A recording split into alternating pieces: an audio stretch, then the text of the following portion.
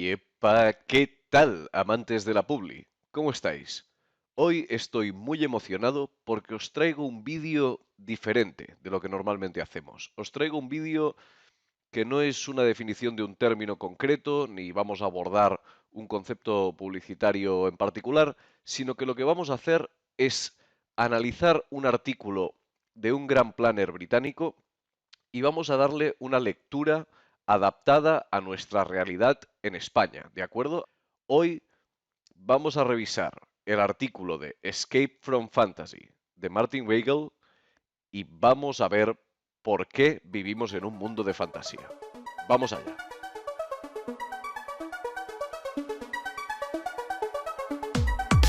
Martin Weigel es un planner de UK, del Reino Unido, es un planner bastante conocido. Y hace un tiempo publicó un artículo en su blog que se llama Escape from Fantasy, en el que explicaba que básicamente la gente que nos dedicamos a la publicidad y al marketing a veces vivimos un poco en un mundo de fantasía y daba bastantes explicaciones al respecto. Y lo que vamos a hacer en el vídeo de hoy es analizar este artículo, analizar la introducción y su línea de razonamiento. Y luego vamos a adaptar esta línea de razonamiento a cifras relacionadas con el mercado español. Así que, como siempre digo, quédate hasta el final porque creo que los datos que vamos a ver quizás te sirven para reflexionar y para tomarte tu trabajo de una manera ligeramente distinta. Yo tengo que decir que el artículo este lo he leído varias veces porque me gusta mucho y que la primera vez que lo leí fue ciertamente casi una revelación. Me llevó a plantearme muchas cosas de cómo trabajamos y de cómo interpretamos el sector. Bueno, sabes que estos vídeos los puedes simplemente escuchar, que no es necesario que estés mirando la pantalla porque la pantalla sirve como un apoyo que yo creo que es útil. Pero bueno, en el vídeo de hoy tenemos gráficos, tenemos cifras, así que yo creo que si prestas una atención visual vas a enriquecer la experiencia. Muy bien, vamos a empezar. Yeah. ¿Qué es lo primero que nos dice Martin Weigel? Lo primero que dice es, bien, en publicidad sabemos que hacer lo que otros no hacen, lo que otros no pueden hacer o lo que otros no se atreven a hacer, funciona. ¿Vale? He seleccionado esta imagen de la ya mítica campaña de Nike con Kaepernick y bueno, digamos que está bastante aceptado dentro del sector que todo lo que sea disruptivo, todo lo que sea rompedor, todo lo que sea inesperado, inaudito, son cosas que evidentemente a nivel creativo y a nivel publicitario funcionan. Sin embargo, ¿cómo conseguimos esta disrupción? ¿Cómo conseguimos realmente encontrar caminos para ser relevantes, para ser impactantes fuera de lo establecido? Bien, él coge esta cita de la Biblia y me ha parecido cachondo mantenerla, ¿vale? Dice, and ye shall know the truth, and the truth shall make you free. Que significa, y ellos conocerán la verdad y la verdad los hará libres, ¿vale? Y a lo que se refiere es que la gente real, viviendo en el mundo real, son la mejor fuente de materia prima que tenemos para romper convenciones. Como más conozcamos cómo vive la gente real y cómo es el mundo real, más capaces seremos de romper las convenciones y de crear campañas que realmente sean capaces de llegar precisamente a esta gente. ¿De acuerdo? Esto es un tema que comenté en el vídeo de dónde sacar insights. Un vídeo que te recomiendo, que te dejo enlazado también en la descripción, te dejaré enlazada toda la playlist que tenemos sobre el tema de los insights, que es un tema que guarda mucha relación con todo lo que vamos a ver en el vídeo de hoy, ¿vale? ¿De dónde salen los insights? De la observación y de la comprensión de cómo vive esta gente real en el mundo real. Sin embargo, ¿cuál es el problema que tenemos la gente que trabajamos en publicidad? Pues que vivimos en un mundo de fantasía construido por nosotros mismos. Esta es la gran sentencia de este vídeo y esta es la gran reflexión que quiero compartir con vosotros. No vivimos en el mundo real, vivimos en un mundo de fantasía, pero trabajamos para la gente que sí que vive en el mundo real. Y eso crea una desconexión que hace más difícil dar con esas ideas que funcionen. ¿Por qué? Primero, Y esto son razones que sigue dando Martin Bagel en su artículo y voy a compartirte las dos razones que él da y luego voy a añadir una pequeña reflexión de nuestra cosecha sobre cada una de ellas.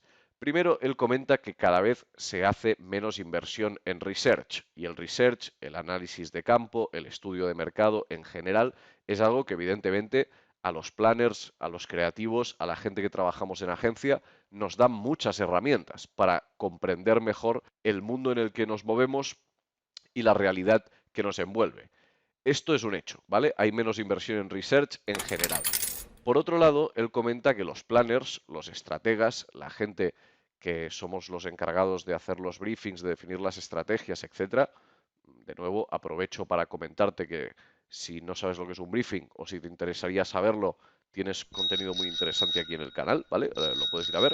Bueno, los planners no estamos ya tan en contacto, en diálogo constante y directo con la gente, ¿vale?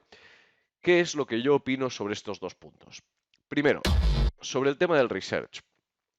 Yo opino que no solo se hace menos research, sino que además muchas veces este research no está orientado de una forma que realmente nos permita obtener información valiosa para plantearnos las cosas. Muchas veces el research es conducido por cliente y en muchas ocasiones casi lo utilizamos cuando es conducido por parte de la agencia, casi para validar nuestras propias teorías, las cosas que queremos defender, para defender una determinada idea, una determinada campaña, pero se hace poco research real previo de qué está pasando a nivel de estudio de mercado, de cómo se comporta la gente, etcétera, ¿vale? Vemos muchas presentaciones de tendencias y de cosas así muy cool, pero a veces nos falta, yo creo, bajar a lo que es la calle, a lo que es el mundo real y entenderlo un poco mejor. Y sobre el tema de que los planners ya no están en diálogo constante y directo con la gente, yo creo que hay un fenómeno que sucede que yo he humildemente bautizado como la paradoja del creativo, pero que creo que es completamente válido también para la figura del estratega, para la figura del planner, que es la siguiente.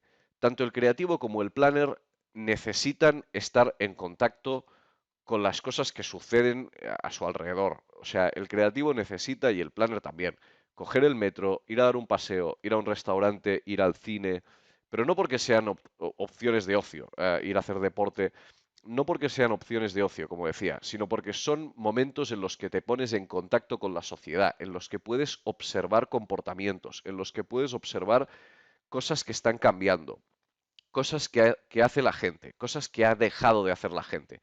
Y estos momentos, esta capacidad, esta posibilidad de estar en contacto con la gente, de entenderlos mejor, etcétera, cuando estás encerrado en la agencia trabajando, no lo puedes hacer porque estás aislado en una burbuja.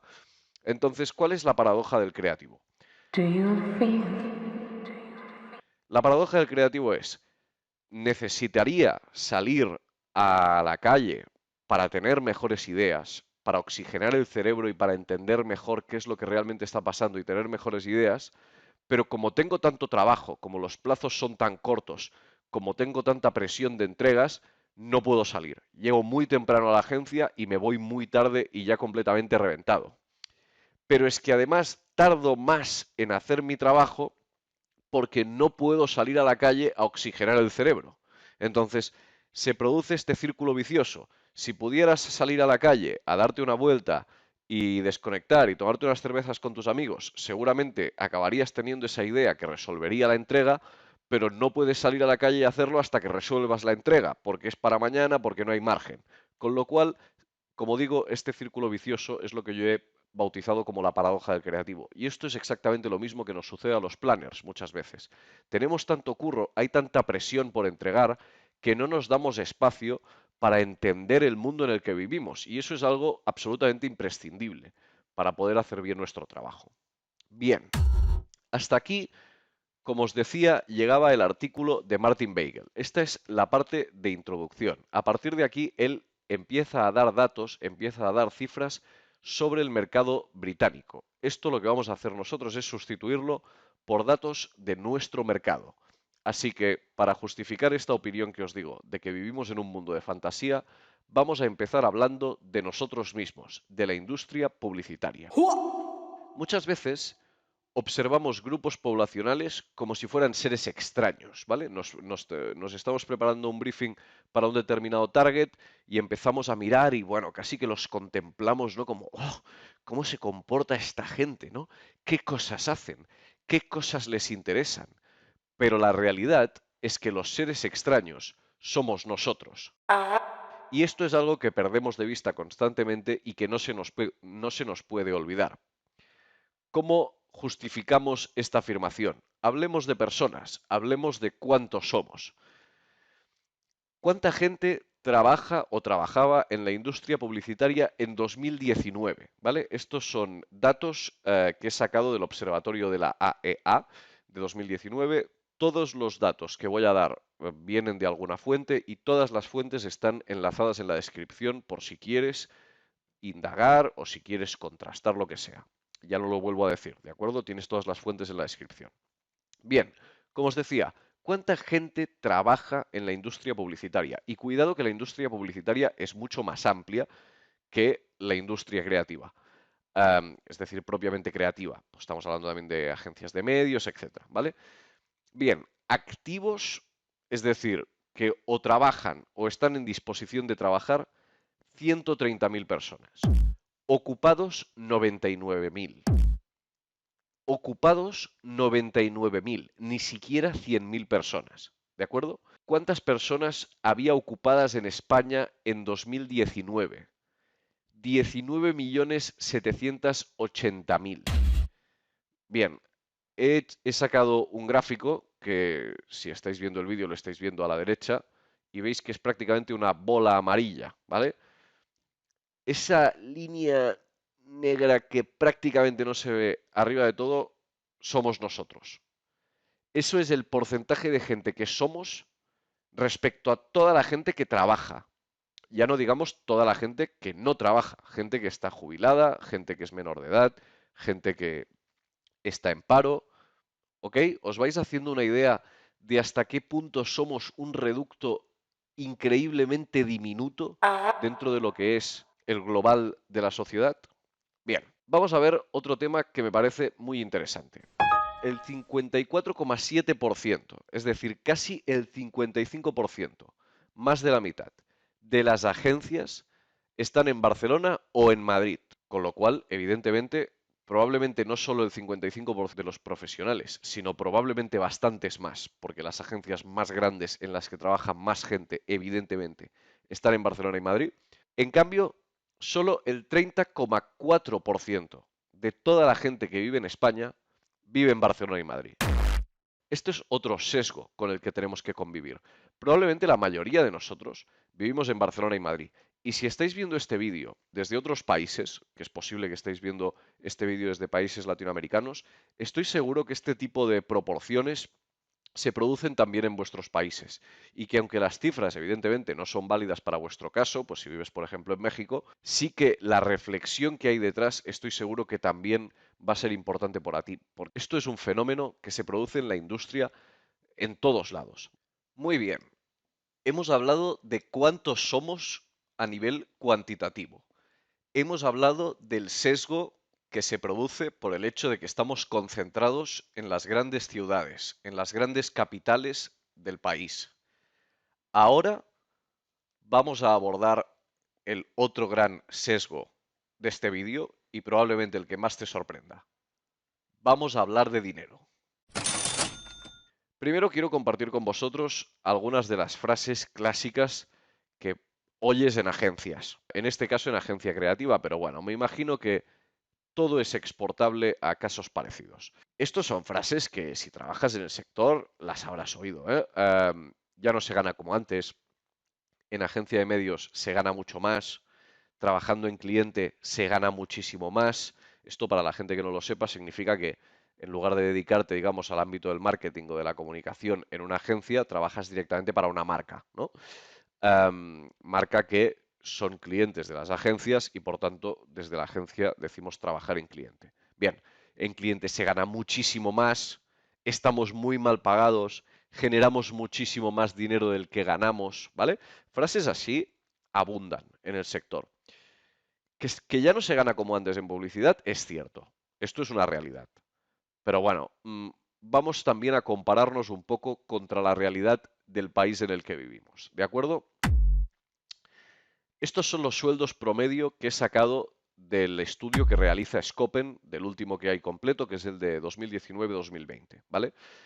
Scopen, si no lo conocéis, es una especie de organismo que hace estudios muy potentes sobre el sector de la publicidad y digamos que sus estudios están muy reputados porque se basan en encuestas que responden profesionales. O sea, es un dato muy fiable, ¿vale? Este que vemos aquí.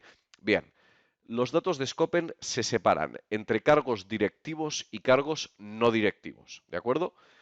Primero daré los datos y luego vamos a hablar un poco más de qué significan estos datos y qué implican.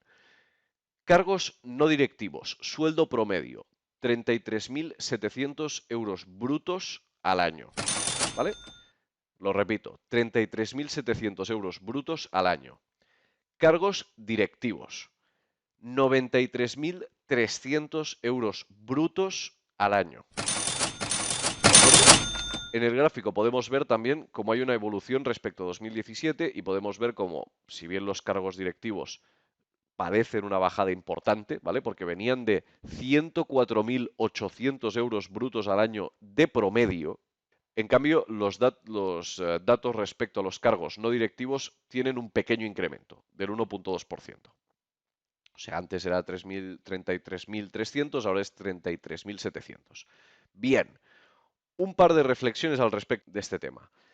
Probablemente en cargos directivos se hacen referencia a cargos realmente directivos. ¿Y con esto y a qué me refiero? Que en la agencia de publicidad tenemos mucha titulitis a veces y todo el mundo es director de algo, ¿vale? Director de planificación de tal cliente, no sé qué, pero en realidad eres un planner.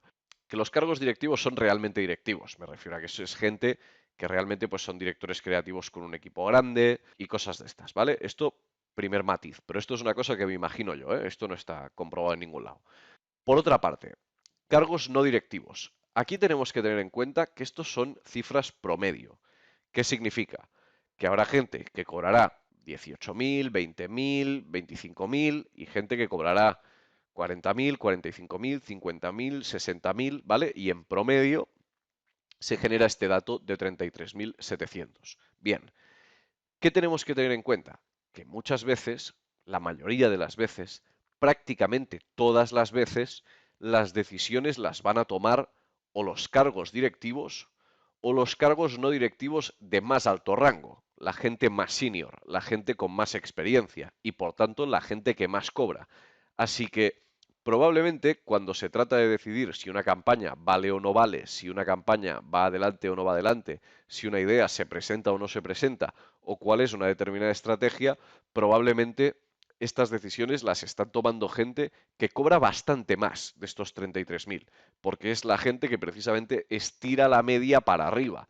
Hay muchos perfiles junior en agencia que cobran muchísimo menos que esto, que cobran pues lo que os he dicho, 18, 20, 25, 27, ¿vale? Entonces, tengamos esto en cuenta cuando vayamos a ver las cifras que vamos a ver ahora. Bien, tenemos claro el tema sueldo promedio en agencia creativa.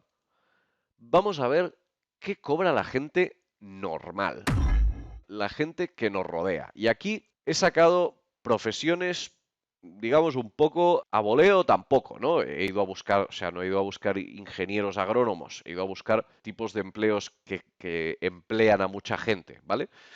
Un profesor de primaria, ya con una trayectoria, ya con unos años de experiencia, unos cuantos años de experiencia, cobra 29.500 euros brutos al año.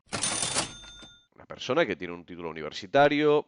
Bien, el salario promedio de un camarero, lo he estado buscando en páginas que también os enlazaré, ¿vale? Que tienen ofertas de trabajo y hacen promedios de los sueldos que se pagan en función de las ofertas que manejan, 14.467 euros brutos al año.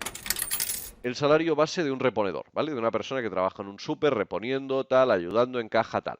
14.318 euros brutos al año. ¿Cuál es el salario mínimo interprofesional? O sea, ¿qué es lo mínimo que se le puede pagar a un trabajador? 13.299,96 euros brutos al año. Es decir, entre el salario mínimo interprofesional y lo que cobra de media un cargo no directivo, de media, repito, hay más de 20.000 euros brutos al año de diferencia. Es que es más del doble, ¿vale? Lo que cobra un cargo no directivo, una persona simplemente que no está en la parte superior de la pirámide a nivel salarial del sitio donde trabaja. Bien, aquí os he dejado algunas capturas para que veáis lo que os digo, ¿vale? El tope máximo de la prestación contributiva en 2021, es decir, lo máximo que puedes cobrar del paro, y aquí tenéis diferentes rangos en función de si tienes hijos o no. Si no tienes hijos, máximo puedes cobrar 1.153 euros al mes. Si tienes un hijo, 1.318. Si tienes dos o más hijos, 1.482, ¿vale? Esto es el máximo que puedes cobrar de paro. Aquí tenemos un sueldo para ser cajero de Mercadona. Esto no sé si lo sabéis, pero bueno, Mercadona es el supermercado que mejor paga a sus trabajadores, que tiene los sueldos más altos, ¿vale? Hacen mucha comunicación alrededor de esto, es una política de empresa que tienen, de la cual, pues, evidentemente estoy muy a favor. Bueno, vemos un sueldo de 1.385 euros al mes, no es un sueldo de millonario, pero me gustaría que os fijarais sobre todo en la parte de debajo, ¿vale? Que pone un 58% más alto que el promedio nacional. Es decir, este sueldo que no llega a los 1.400 euros al mes es casi un 60% más alto que el promedio nacional para esta posición, para este trabajo. Bien, vamos a ver más datos. A la derecha tenéis una tabla en la que se pone año a año el salario medio que se cobra en España. Es decir, cogiendo todos los salarios de España, ¿cuál es la media? Pues la media es de 27.537 euros en 2019, que es el último año del que hay datos, ¿de acuerdo? Tenéis el gráfico en el que podéis ver cómo va subiendo y cómo, bueno, pues está ahí en 27.500 euros brutos al año, aquí, ¿vale? Todavía con un buen trecho para llegar a los 30.000 brutos al año. No estoy hablando de mínimos, ¿eh? Esto es el salario medio de la sociedad. Bien, pues los cargos no directivos de una agencia están aquí. Y repito, la gente que está tomando las decisiones están bastante más arriba. Todo esto, todo este repaso de datos que hemos hecho, ¿por qué los hemos hecho y cuál es la reflexión con la que quiero que os quedéis? Pues que no vivimos como la gente normal, ¿vale? Esta brecha salarial que os he comentado en este vídeo y que es una realidad de números, aquí no me he inventado nada, como os he dicho tenéis todos los enlaces en la descripción, nos alejan, nos separan en cierta forma de esta gente. Porque cuando tú cobras un dinero, evidentemente, tienes un estilo de vida. Te puedes permitir determinadas cosas en el supermercado, puedes vivir en determinados barrios, hay cosas que ni te preocupan ni concibes que te lleguen a preocupar.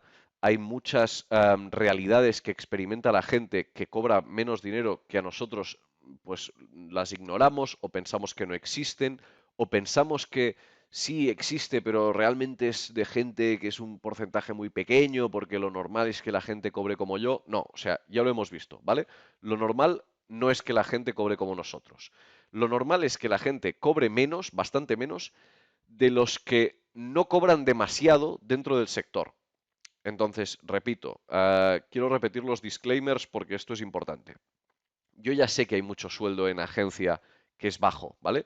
Que son sueldos de 20.000, de 25.000, de 27.000, de 18.000. Esto es así, esto es una realidad y sé que hay sueldos que son muy altos de gente que lleva muchos años o que tiene cargos muy elevados, que evidentemente contamina un poco estos promedios. Pero esto no quita que si recordáis las cifras que os he dado de profesiones que son tremendamente comunes y recurrentes, como camareros, reponedores, profesores, etcétera, seguimos estando en una zona de confort, ¿vale?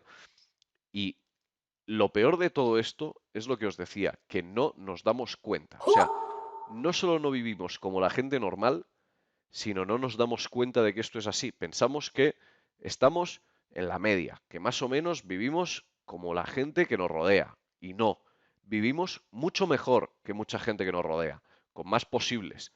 Si os gusta este vídeo, voy a hacer más vídeos hablando de otros temas, ¿vale? Porque hay más cosas. Hemos tocado el tema de los pocos que somos a nivel poblacional, hemos tocado el tema de que vivimos principalmente en las dos grandes ciudades del país, cuando con el resto de población no es así.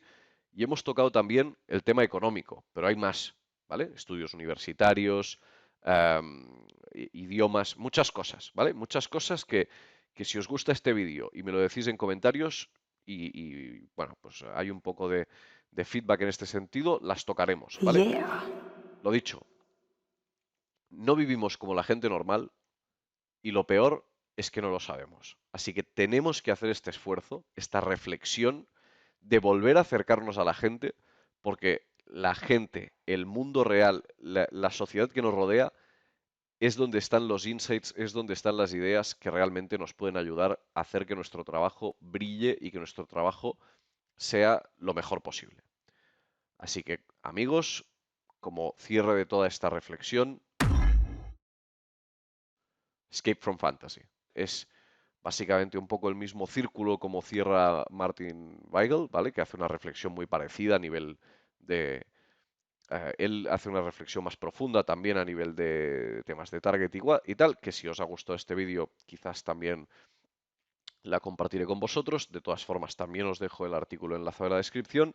Y nada, espero que hayáis disfrutado de este vídeo, espero que os haya hecho pensar y no quiero terminarlo sin añadir un pequeño disclaimer, que es que este vídeo no pretende ser una crítica ni hacia los sueldos que se cobran, porque, oye, cada industria se regula y paga los sueldos que puede pagar, y esto no es una crítica ni mucho menos a este efecto, ni pretende ser tampoco una crítica al trabajo de nadie. Esto es una reflexión que yo creo que tenemos que hacer a nivel sectorial, pero en ningún caso estoy diciendo que somos unos divos o que estamos desconectados, porque no es lo que pienso. Y nada, como te he dicho, un vídeo un poco diferente, espero que te haya gustado, nos vemos en la próxima.